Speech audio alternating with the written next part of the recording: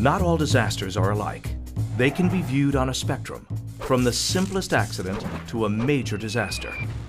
Most of these emergencies don't need to be managed. They're handled by police officers, firefighters, EMTs, and other responders as routine matters.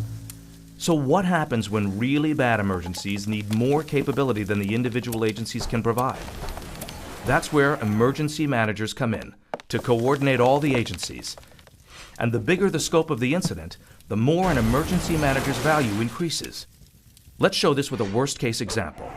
The largest of all disasters in terms of scale, complexity, and consequences is a nuclear strike.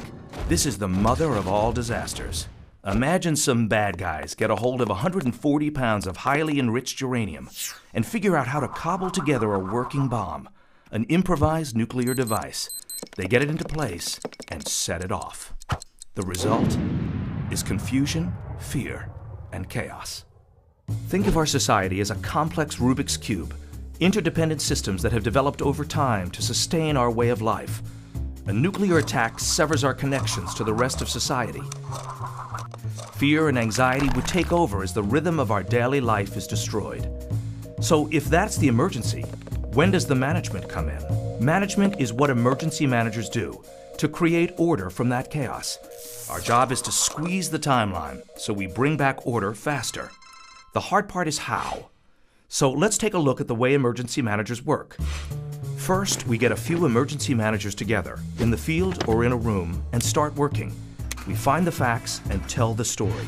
We tell who's in charge, what's happening, is it getting worse or getting better, and what are we doing and what needs to be done. We start to re-establish the connection severed by the blast. In the Emergency Operations Center, we begin to connect people and organizations to the city and to each other. We tell them to connect inside and outside their own organizations with the same message. This is what is happening, and what do you see to inform this picture? By doing this, we're creating a new organization, one that didn't exist before and will never exist again. Imagine this incident organization as a pyramid with 3 distinct levels. At the top is the strategic level, with agency executives, local, state, federal, and elected officials, where political objectives are translated into strategy.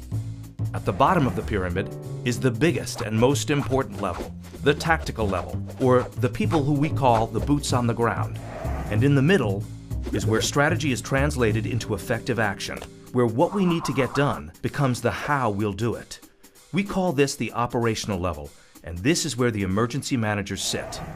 Their job is to support everybody, and they do it by managing information, telling everybody everything, managing resources, getting the right stuff to the right place at the right time, and managing consequences, finding and solving problems. But even if you were doing all that, you're still not done.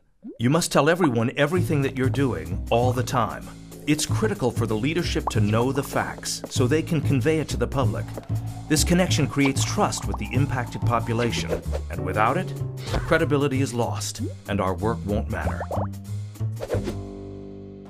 Some experts in government and academia believe that disaster response consists of leadership and the field, and that there's no need for the emergency managers. But the fact is, emergency managers create the incident organization that can manage the catastrophe. Only then can we turn our corner fast enough, where order is not yet restored, but the sense of order is palpable. The problem is that during a catastrophe, the only thing that doesn't grow quickly enough is the number of emergency managers at the operations level. We simply can't get big enough, fast enough. Keep in your mind this image of a catastrophic incident versus a tiny brake pad.